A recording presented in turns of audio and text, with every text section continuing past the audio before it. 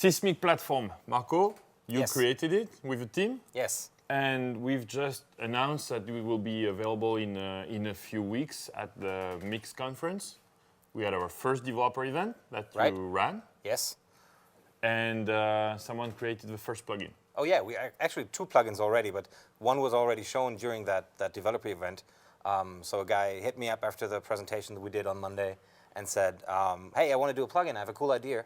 And he did that, and he integrated as we're built on Silverlight, he integrated like Python as a scripting language into the client as a plugin and demoed that in a session, which was pretty cool.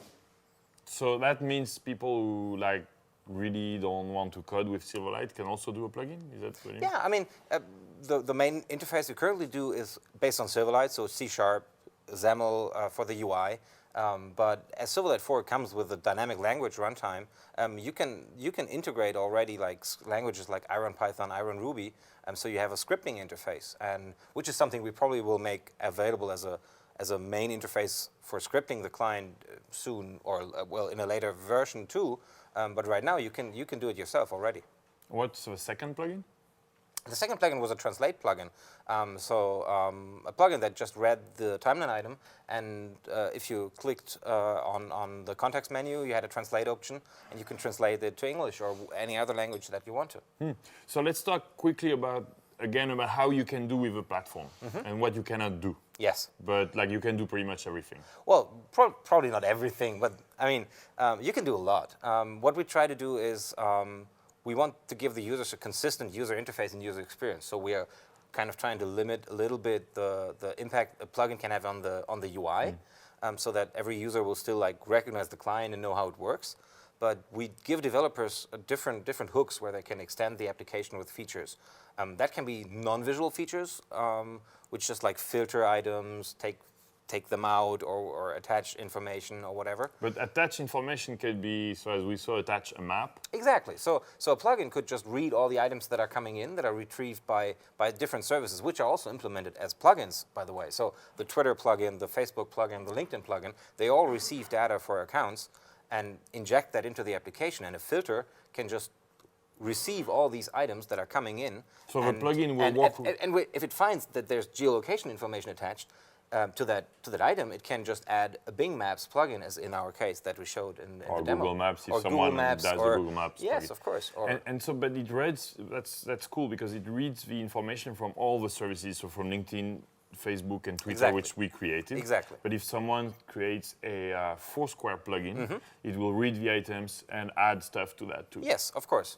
So obviously that has some requirements that the plugin author also injects these items for real into the application. So we have a message pipeline basically running in the application that we use to send all the items to the plugins that are interested in.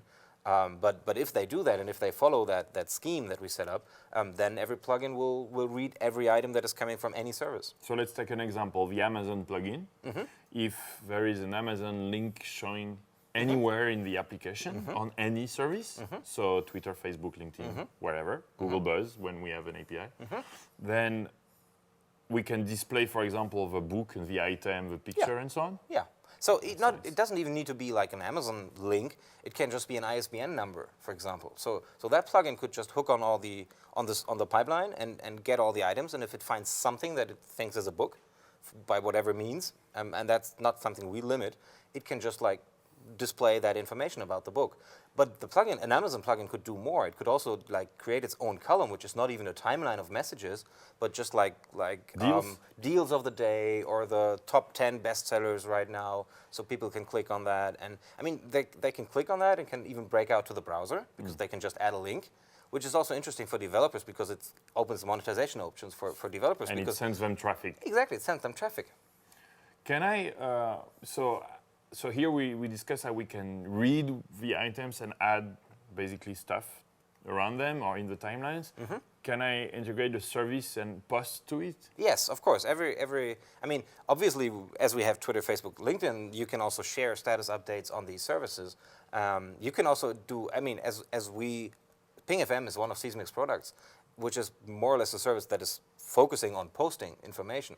So you probably don't have a timeline that receives anything through PingFM, but you can just integrate it as a posting option. So you can So it add will your show PingFM up. account right in the account selector that we already. I mean, the UI is very consistent with what we have for Seesmic for Windows already.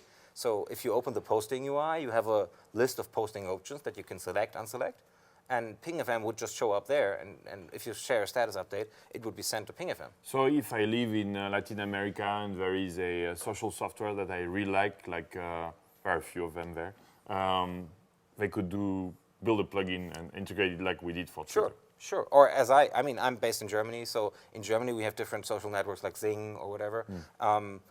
They can all be integrated as plugins. Okay, so that's posting the items. Now, can I do something like really crazy? Can I don't know, build a game? Of course. I mean, we try to open the application on different levels, like from like using what we already have and extending that to doing your own crazy stuff, as you say. So you can just have a link in the sidebar item that opens a column for you and as a plugin developer, and you can put in any Silverlight controls, any Silverlight code can run in that column.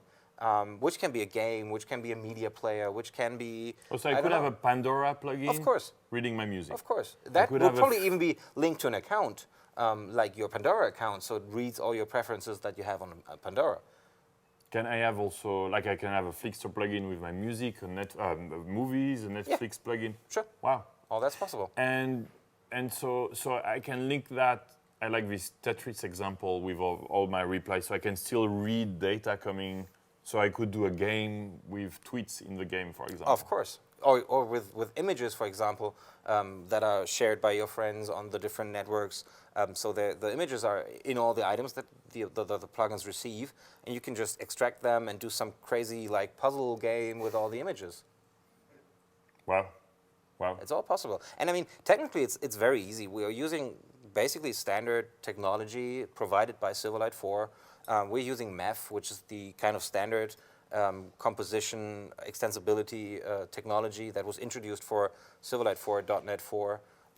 So that's very easy to create a plugin, and that is just like composed by the application. And so if someone has already let's say Pandora, might not be the case, but has a Netflix, has a Silverlight player already, they can adapt that to stick it into Seesmic. Exactly. They just need to wrap it with our plugin code, so the application can deal with it. So we definitely define some contracts, some interfaces that are needed to be implemented, so the plugin integrates well with the application.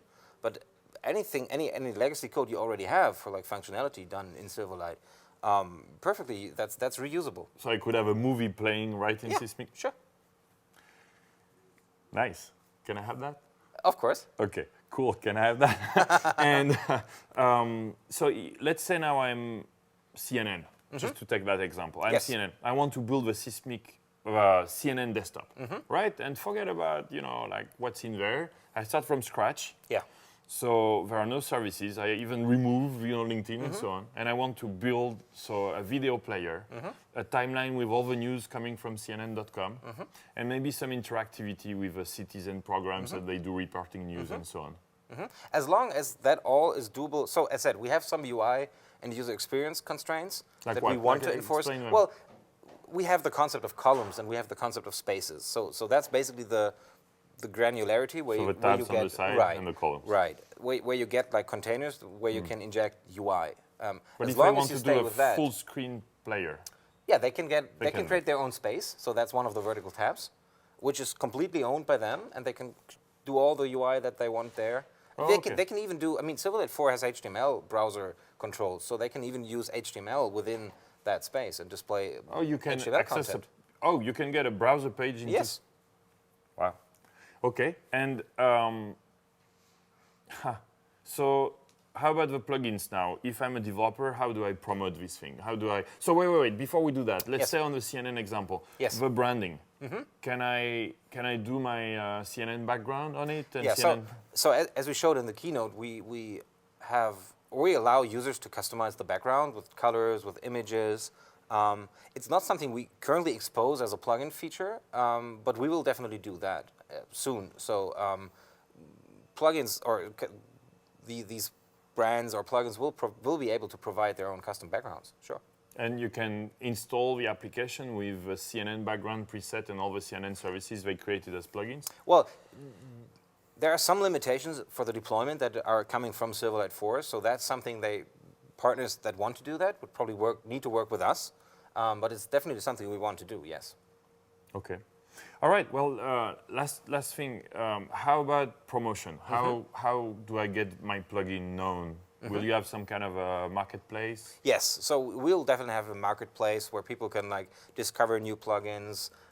Developers can upload them, tag them, categorize them. Users can rate them? Users can rate them, can comment on them. So we'll roll that out in stages, so probably not all these features will be available from the beginning, but we'll definitely have that and give users a way to discover and developers a way to promote their plugins. And then we'll probably do a plugin of the day and so on. Of course. All right, well, that's very cool. You probably have other questions around the Seesmic platform. So the best way is probably to go to platform.seesmic.com. Yes. And we have already 500 of you in a few days who asked for SDK. So it's coming in a few... It's coming in a very few weeks, so that's very soon. We'll open that up and share the documentation, share the SDK, and a build to play with very soon. So early April? Yeah. And that's the timeline we're for developers. Yes, for Not developers. For the users, yes. for the developers. Yes. And then we plan to ship when Silverlight 4 ships. We need that. Exactly. So that it's cross-platform Mac Exactly. and Windows. And Yes. that's more like, we don't know, but Yeah. more like end of April. That's, as you say, it's cross-platform, it's Mac and Windows. So that's also for developers. That means as long as you stay Silverlight only and use only the Silverlight features, your plugin will run on Mac and on Windows in the same way. So Exactly. you're developing for 2 platforms already, and it will work for all our users. There are ways for, if you're focusing on Windows and if you do want something that is only available in Windows, you can do that. Oh, so explain that. How you call So that? The COM? That's the COM integration. So you have a way to break out from Silverlight and use more classical services on Windows through an interface which is called COM. But that obviously doesn't translate to Mac. That gives because you that just doesn't Windows exist. only... That gives you some Windows. So you can interact with Office, for example. If you have Office installed, you can do that. But that obviously won't work on Mac. Okay.